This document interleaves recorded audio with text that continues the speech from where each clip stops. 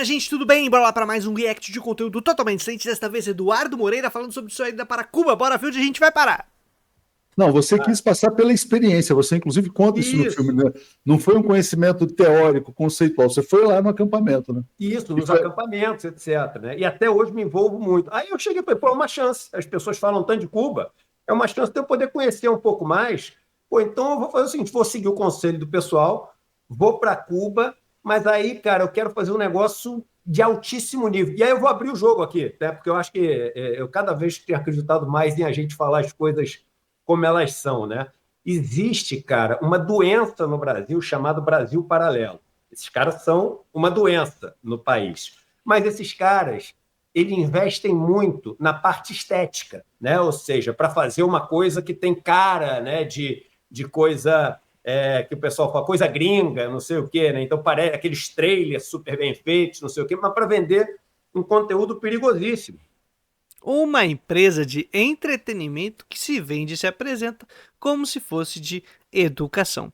E, aliás, falando nessa bagaceira, tenho um orgulho danado de ter podido participar e integrar o movimento do Brasil Parasita, que teve como aí um dos principais responsáveis e articulador, o Kenji do Normose, e agradeço muito ele pelo convite, pelo trampo, pela correria, e já que Eduardo chamou a atenção para a questão estética, acho que ele é um grande exemplo e inspiração de gente que sabe utilizar a estética para passar uma mensagem excelente. De um ponto de vista acadêmico, os caras focam tanto estética, esquece da ética, muito, mas não chega, mas não dá ponto sem nó na política. Estamos enfrentando aí um problema sério que é esse mundo paralelo que tá permeando o Brasil. De todo jeito, não esquece de curtir esse vídeo aqui, dar uma fortalecida no nosso trampo pra gente continuar a nossa correria. Bora lá. De que a Maria da Penha nunca foi. Tudo que ela fala é mentira, que na verdade a vítima é o cara que deu um tiro nela pelas costas, que ela finge que está numa cadeira de roda. Essas maluquices. Então, os caras que tentam falar que no Brasil não teve escravidão, que no Brasil não teve esses negócios todos.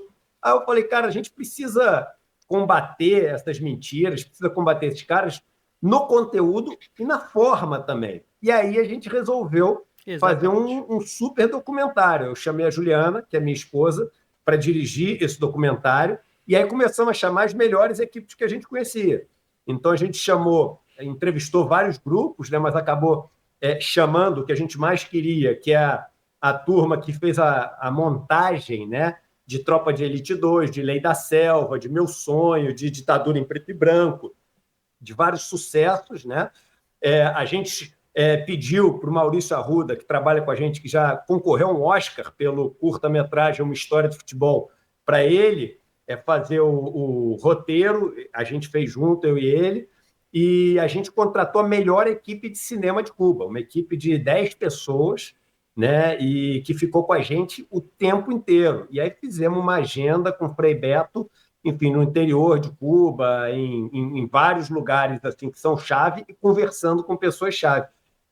Gente, coisa é outra fina. E ter recurso te põe em outro patamar. Mas ainda bem que Eduardo faz esse trampo e aplica tempo e recurso para poder produzir esse tipo de conteúdo e também aí fortalecer nessa briga quase inglória contra uma máquina poderosíssima. E não me refiro agora só a esse esquema paralelo, senão a própria luta contra a mídia hegemônica que a gente tem e tudo mais. Então são avanços que temos tido e espero que possam crescer efetivamente. É uma coisa muito louca. E que da hora que tenha produzido esse conteúdo aí em Cuba e de Cuba. E eu acho, obviamente, eu sou suspeito para falar, que o resultado ficou muito legal. Ficou muito legal. Ficou um documentário assim de primeiríssima linha, sabe? Não, ficou de fato, recomendo. Eu assisti e sou testemunha. Sabe uma coisa que eu achei legal quando terminou ali o documentário, Léo? Um monte de gente veio falar o seguinte, e você viu, tava lá Bodansky, tinha um monte de ator e atriz, estava lá a Mônica Martelli, a Maria Ribeiro, estava, enfim, o Couto estava lá, né, o Ricardo Couto. Várias pessoas vieram falar o seguinte, olha, a gente achou muito legal, só tem um defeito. Ih, caramba, lá vai. Qual que é o defeito? Aí eles falaram o seguinte, é que acaba muito rápido. A gente queria que tivesse mais, né?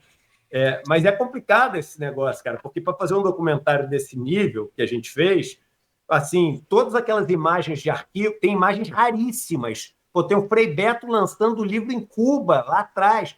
Essas imagens todas são caras, você tem que comprar, você tem que pesquisar, você tem que buscar. Tem toda uma equipe de pesquisa, tem uma equipe de licenciamento, tem escritório de direito que tem que contratar. Uma coisa assim, a gente nunca tinha passado por essa experiência, né? Rapaz, aí sim, hein? E agora tem várias coisas aí pra eu comentar que eu acho que vale a pena. Primeiro é que eu imagino que o documentário esteja no ICL, eu não pude assistir, está na plataforma do Instituto Conhecimento Liberta. Essa é uma publi totalmente gratuita, porque eu não ganho absolutamente nada com isso, mas eu garanto que se você entrar lá vai ter esse excelente documentário e um excelente curso sobre evangélicos no Brasil. História, política e ideologia. Um professor chamado Bruno Reikdal Lima produziu um trampo bem legal lá, numa disciplina que está nessa plataforma, e eu acho que vocês podem acabar curtindo. Trabalho feito já foi pago, e eu não recebo nenhum centavo por essa publi, só por incentivo mesmo, e tem muita gente boa lá, pelo amor de Deus. Eu tenho aula com o Ladislau Dalbor, com o próprio Gessé Souza, com mais uma porrada de gente muito firmeza, então vale a pena dar uma olhadinha. É um custo acessível, eu não tô podendo pagar nesse momento, porque tá complicada a minha vida, mas vale a pena, vale muito a pena mesmo. E ajuda a fortalecer esse tipo de trampo contra a maquinaria que temos do outro lado. Outra coisa que eu gostaria de comentar é que tem um arquivo do Frei Beto publicando o livro no passado. Pois então, ano que vem, se nada der errado, vai ter um livrinho meu publicado lá no presente. Ou quer dizer, no caso, no futuro. Estou muito feliz. Na Feira Nacional do Livro, lá de Cuba. Caraca, mano. Recebi essa notícia no mês passado. Então foi uma coisa assim, difícil de fazer, né? Foi em quanto tempo que esse filme foi finalizado, então, Eduardo? A viagem aconteceu em que mês, exatamente? Léo, eu acho que foi em março, se não me engano. Mas é muito pouco tempo, né? Porque, na verdade, a gente fez uma força-tarefa, porque a ideia... Por que a gente fez a força-tarefa? A ideia era lançar no dia 26 de julho, por causa do movimento revolucionário, né? Do 26/7. Então, a gente queria lançar exatamente no dia do movimento revolucionário. Mas aí teve alguma coisa, acho que era a Olimpíada que estava tendo, tinha alguma coisa que ia atrapalhar. Por isso que a gente chegou um pouco para frente. E aí a gente fez essa super força-tarefa para conseguir lançar ele rapidamente, assim, sabe? Um monte de gente deixou de fazer tudo que estava fazendo para focar só nisso. E o pessoal de Cuba ajudou muito, muito, muito a gente, sabe? Sem querer dar spoiler, né? Tem uma entrevista muito interessante com o presidente de Cuba, com Dias-Canel, e você faz uma pergunta para ele, Eduardo, o seguinte, quer dizer, o que seria, se ele já tinha refletido sobre o que seria Cuba sem um embargo criminoso, vamos dizer assim, do imperialismo, né? Não sei o que Dias-Canel comentou, mas pela experiência que eu pude ter, minha gente, é impactante. Se não tivesse este crime contra a humanidade, que é o embargo em Cuba, meu amigo, minha amiga, gente querida, ia ser um exemplo pro mundo, sem sacanagem, ia ser um bagulho fora do normal, assim, é impressionante a gente ver o que esse pessoal consegue fazer, a mágica feita naquela ilha, em resistência e colado com o demônio, né, que tá a poucos quilômetros da costa estadunidense. Qual a conclusão que você tira, quer dizer, na sua percepção, quer dizer, o que seria Cuba se não houvesse o embargo? Léo, eu vou te falar um pouco da minha conclusão, mas eu acho que, e você percebeu isso no filme, a Juliana falou isso no comentário dela, eu acho que a brincadeira do filme é um pouco, assim, não concluir, né, e deixar que as pessoas ali concluam. Eu fui mais focado em fazer as perguntas que eu acho que as pessoas gostariam de fazer, do tipo, pô, vem cá, Cuba é uma ditadura ou não é uma ditadura? E se não é uma ditadura, então explica pra gente, como é que funciona o sistema de votação? Todo mundo pode votar? Todo mundo pode se candidatar, né? A pessoa, depois que se elege, ela tem qual tipo de poder, assim, né? As pessoas são donas dos apartamentos delas, elas podem vender, elas ficam com dinheiro, né? Como é que é a segurança em Cuba? Todo mundo anda armado, as pessoas podem acessar a internet. Então... Porra, rapidão. Esse lance da segurança aí já tenho que fazer um comentário. Cara, moro no Capão Redondo, zona sul de São Paulo, né? A volta para casa à noite, sempre um momento tenso, quando você tá chegando, tem que passar por umas certas ruas, um pouco mais desertas, aqui e ali, alguns pontinhos mais complicados. andando a pé e tudo mais, né? Então sempre um pouco mais tenso o processo. Minha companheira, algumas vezes a gente já conversou sobre a volta dela para casa também. Às vezes atrasa para chegar tarde no trabalho, pega trânsito ali na João Dias, pega trânsito. Vixe, mano. É loucura. Beleza. Dito isso, eu não tive qualquer preocupação caminhando pela ilha. Maluco, mesmo em um outro território, eu tava no bairro de trabalhadores chamado Pogoloti, em Havana, e o pessoal falava, ó, agora tá um pouco mais tenso, tem que ficar mais atento, um outro momento aí pode ser um pouco mais complicado, então vamos tomar cuidado. Sério. Eu entendo, é uma outra realidade, uma outra maneira de lidar, mas não tem comparação. A gente andava 2 da manhã sossegado na rua, sem preocupação, sem ter medo. Eu não vi arma na ilha. Nem policial armado, não tinha isso. Óbvio que tem um exército revolucionário, você tem força armada, você tem a parada de segurança e tudo mais, mas há um ambiente de solidariedade, de cuidado, de respeito. A rua é das pessoas. A rua não é a terra de ninguém e nem de um proprietário. A rua é das pessoas. Isso foi uma coisa linda, cara. Me ensinou tanto. E aí aqui, a gente tem que se trancafiar quase pra ficar ligado. Tem que ficar ligeiro. E na época que a gente é rico, tem posses. Não, cara, a gente é tudo lascado. Mas no tipo de sociedade que a gente vive, sem solidariedade, sem igualdade, sem espaços de construção de laços comunitários, sem um projeto social comum, meus amigos, pô, foi uma parada que me impressionou e me impactou. Essas coisas que eu tentei trazer. E essa questão é uma questão que me afligiu muito, né? Duas, na verdade. Como é que Cuba consegue resistir tanto tempo? Porque, cara, literalmente ao lado. Tem gente que vai ali de bote, né, para os Estados Unidos, né? É muito perto. A gente está falando de menos de 100 milhas de distância dos Estados Unidos. A maior potência militar que o planeta já testemunhou há mais de 60 anos querendo atacar a ilha e não consegue derrubar o regime dos caras. Então, como que eles conseguem resistir? Essa era a primeira pergunta e que você viu que eu faço muito ali no documentário. E a segunda é, poxa, o que seria de Cuba se não fosse esse embargo? E aí... O que seria de Cuba? Eu quero saber, Eduardo. Agora de todo mundo. Gente, é sério, é impressionante. O que esses caras fazem é impactante. Eles resistem real. Essa galera, esse povo o povo aguerrido lutador. Impressionante. É impressionante. É impressionante. É mágico. Foi isso, inclusive, que eu falei para alguns camaradas lá, para umas camaradas que a gente tava trocando ideia. Eu falei, eu não sei o que vocês têm aqui, meu, mas é mágico. É encantador. É um negócio que impacta quem vai. Não tem como. Eu acho que a resposta a análise histórica de Cuba dá um pouco para a gente, né? É só você ver o seguinte, quando Cuba começa essa nova realidade, depois do processo revolucionário, as coisas explodem em termos de melhora em Cuba. Você tinha em Cuba um analfabetismo gigante, favelas assim espalhadas por todos os cantos de Cuba, a produção de Cuba era voltada para fora e as principais atividades de Cuba eram os cassinos e, enfim, ali a diversão dos americanos que iam gastar dinheiro lá naquela Gotham City, né, na cidade dos prazeres. E, de repente, em menos de uma década, você tem um analfabetismo erradicado, você tem uma reforma agrária e a universalização da educação, da saúde, todo mundo recebendo alimento. E até hoje você vê o impacto disso. Eu fui comprar pastel, tem essa cena, né, de uma moça que estava me vendendo pastel. Eu começo a conversar com ela e o nível cultural dela, tu não acredita. Entendeu? Vê um cara me parar ali no meio do negócio, aí aquele que você chega aqui no Brasil, achei que o cara me pediu um dinheiro, alguma coisa, o cara é professor de física nuclear. Eu ia falar exatamente desse personagem no começo, ele com o filho dele ali, né? Professor universitário, né? Cara, eu tenho um lugar que eu tava lá, e aí, pra pegar água. E aí, uma água geladinha, filtrada, tal, não sei o que lá.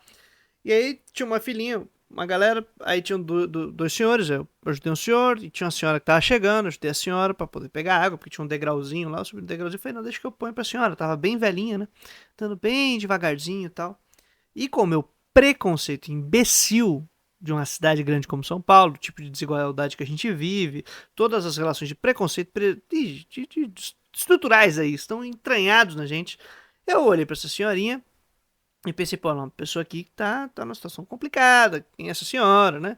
Precisando de uma ajuda, mora em algum bairro muito, muito complicado por aqui, algo do tipo, né? Eu quase que fiz referências a esse tipo de memória que eu tenho, de pessoas que vivem em situações muito complicadas e que estariam aí, então, quase em situação pré-rua, vamos dizer assim, né? E aí tá, beleza. E troquei um pouquinho de ideia com ela, foi muito massa. Ela pegou a água dela, botou debaixo do braço, se ajeitou e partiu. Do que ela tá saindo, um outro camarada meu chegou lá e falou: "Ei, você conversou com ela, pá? Sabe quem que ela, quem que é ela?" Eu falei: "Não. Pô, ela é que é a médica aqui no bairro há muito tempo, tá aposentada, mas ela cuidou de praticamente todo mundo." E aí eu falei: "Caraca, que da hora. Que da hora." E aí, trocando ideia, todo mundo tinha formação, todo mundo tinha alguma parada qualificada de análise da realidade, de discussão a respeito do mundo. Cara, é um outro tipo de papo que a gente tem. Outro tipo de percepção de vida. E aí um outro camarada tava trocando ideia, que era motorista, e eu tava conversando com ele, tá? O cara era formado, não lembro agora qual licenciatura ele tinha feito, e a gente começou a debater a questão da política na ilha. E ele falando sobre várias críticas que ele tinha, não ao regime, senão a determinadas figuras de poder, determinadas decisões que eram tomadas. Então ele participava das assembleias, participava das paradas que estavam rolando, pra tentar fazer mudanças e se organizava. Cara, outra parada, outra pegada. Sério mesmo. Era um papo muito, muito fera, muito fera. E isso gera uma sociedade que lê, uma sociedade que é crítica, uma sociedade na qual a informação circula, não aleatória, é uma informação que tem conteúdo, que tem peso. E as pessoas participam ativamente da vida política. É um negócio diferente, cara. É muito massa. É muito massa. Tem compreensão da realidade de outra perspectiva, assim. Muito mais profundo do que a gente está acostumado no nosso dia a dia médio, regular, assim. Sem sacanagem. É muito massa. Pô, fico até sem palavras. E que dá aula no mundo inteiro, né? E o filho dele formado em 3 faculdades, assim. Então, caramba, o que seria de Cuba? Eu acho que seria um dos maiores exemplos do planeta do potencial que um país tem quando abraça o socialismo e quando, enfim, divide riqueza e quando caminha numa mentalidade de solidariedade, etc. Eu acho que não fosse o embargo, é óbvio que Cuba teria problemas. Que qualquer, enfim, somos, desejos temos, né? E isso traz disputas, competição, problema, e a gente não sabe como resolve tudo. Então, e tem até vários caras, inclusive o presidente. Essa frase do presidente no filme é espetacular. Ele fala: não podemos romantizar a história, entendeu? Não tem perfeição. Agora, que Cuba seria um dos maiores exemplos do mundo de como a gente poderia estar caminhando de uma maneira melhor, assim, eu tenho uma grande convicção disso, Léo. Cara, isso é muito massa. É exatamente isso. E a palavra que o Eduardo usou, solidariedade. É uma cultura solidária, uma relação solidária, em que você está distribuindo, está participando, está lutando junto. Há conflitos, mas não é um conflito destrutivo. Há um conflito que ele é propositivo em geral. Ele promove mudança, transformação. É uma parada muito massa. Você vai aprendendo a história da ilha, a história da política, a história do regime, os erros que foram cometidos, como se assume os erros e como muda a orientação de projetos. Cara, é muito massa. É muito massa. E é isso. É o exemplo de uma sociedade socialista. Aí alguém vai falar, mas não é perfeito. Sim, é perfeição ou nada? Essa dualidade imbecil que está pressuposta no cinismo da ideologia capitalista, burguesa, liberal que a gente tem, é uma sacanagem. É assim, já que não dá pra ser perfeito, então vamos ficar com essa porcaria que a gente tem que destruir as condições de produção e reprodução da vida de todo mundo e põe o planeta em risco. Pô, vai ser burro assim em outro lugar, né? É perfeição ou nada, minha gente? A gente quer resolver nossos problemas e criar uma sociedade em que seja possível planejar o nosso futuro e realizá-lo, não destruí-lo. Deixa eu pegar um comentário. Eu vou emendar esse comentário do Ivo aqui, mas antes vou ler o Mago Supremo. Aproveitando a oportunidade, ele fala assim: quando teremos a tão desejada fusão Brasil 247 e CL? Fala para o Mago Supremo com todo carinho, que é o seguinte: o Edu é meu amigo, mas esse negócio de fusão tem que ser 1 mais 1 dá 5, né? E às vezes não é assim, às vezes os caminhos são. Cada um tem um caminho diferente. Mas não precisa fundir aí não com o pessoal. Mas se quiser apoiar um canal pequeno, independente, que faz uma correria aleatória, tamo aí! Seja um ou outro. Tô precisando pagar as contas, boletos, sobreviver. O Ivo fala assim: penso que o Eduardo Moreira será um dos principais consultores, conselheiros, assessores de um futuro governo socialista no Brasil. Isso porque ele entende muito de capitalismo e como domá-lo. Você se considera hoje um socialista e essa viagem a Cuba, se você é um socialista, reforçou a sua convicção? Opa! Assim, no mínimo um socialista, Léo. Talvez, cara, quase um comunista. Não, tô falando sério, numa boa, assim, sabe? Se você me perguntar hoje quem eu gosto de ouvir, até para poder refletir sobre as coisas, para poder, enfim, tentar me aprofundar sobre as questões e etc., são mais, cara, vozes comunistas até. Seja bem-vindo, camarada Eduardo Moreira.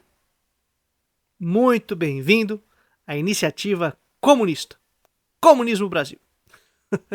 Pô, que massa, cara. É muito massa ouvir isso e eu fico muito feliz da gente ver que temos ou estamos progressivamente produzindo a cultura de colocar socialismo em pauta, algo que ficou perdido por um tempo aqui no nosso país. E é fundamental recuperar isso porque não temos tanto tempo assim sobrando de vida e de possibilidades comunitárias, coletivas de nos organizarmos para poder transformar essa realidade. Tem que ser para ontem e muito massa poder ver isso aí. Aliás, inclusive, fortalece o nosso trampo aí. Brincadeira. Seguimos a correria. Mas um socialista, sim. Um socialista, sim. E essa viagem reforçou essa convicção? Totalmente. Totalmente. Totalmente. Assim, e novamente, sem romantizar, Cuba vive um momento dificílimo. Zoado, dificílimo. Tá difícil. Você vê, sim, pobreza em Cuba. E aí Passado. eu já vou falar, como vejo, se eu sair e andar 2 quilômetros para um lado ou para o outro aqui, eu vou ver um monte de pobreza. Muito pior do que eu vi em Cuba. Exatamente. Inclusive, o comentário que eu fiz dos preconceitos que eu tenho na minha cabeça com a senhora tem a ver com isso, com o tipo de pobreza que eu vejo aqui, o tipo de realidade que eu vi por lá. E lembrando, sério, quando vivencia essa experiência, quando você compreende e analisa o que está acontecendo, a culpa é desse embargo canalha e criminoso. Um monte de gente dormindo. Em Cuba eu não vi uma pessoa dormir na rua. Vi Não muita pobreza, mas não vi nenhuma pessoa dormindo na rua. Não tem. Entendeu? Agora, o que os caras, novamente, conseguem fazer com o pouco que eles têm. Léo, você é um cara que entende bem de mercado financeiro, de economia, você ainda se interessa muito por isso, mas cobriu isso durante muito tempo. Tu imagina o que é você, hoje em dia, né, conseguir tocar um país que não tem crédito em nenhum outro país do planeta, por causa da lei que os Estados Unidos passou, colocando ele como a lista dos países que financiam o terrorismo. O Trump botou de volta, né? Eles tinham saído e o Trump botou de volta. Cara, como é que esses caras conseguem, entendeu? Segurar uma convulsão.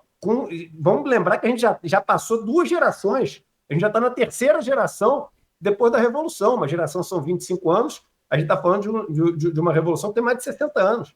Cara, é realmente um exemplo. Então, mas aí eles precisam, Edu, de muita coesão interna. E para ter muita coesão interna, você acaba chegando num modelo de político que não é exatamente a democracia liberal. E é isso que eu ia te perguntar.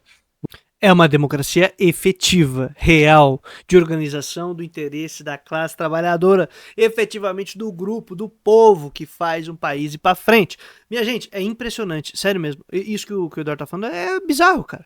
Eu tava conversando com uns camaradas que participaram de uma instituição que participou como apoiadora do desenvolvimento das vacinas que foram produzidas em Cuba, com tecnologia cubana, por cubanos, no meio da loucura da pandemia, tá?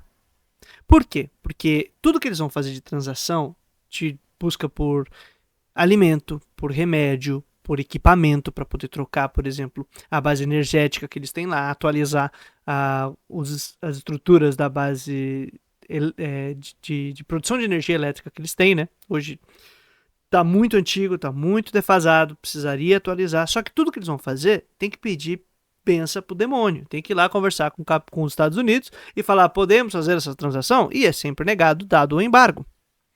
E aí você tá numa crise global, pandemia, a loucura, o pessoal morrendo que nem mosca no mundo inteiro. E aí os caras só falam, gente, a gente precisa de vacina. Queremos comprar as vacinas chinesas. Tá embargado, não vai chegar aí, mano. Esquece. Então vai ter que produzir a nossa própria vacina. Para produzir vacina tinha que fazer uma série de testes em animais.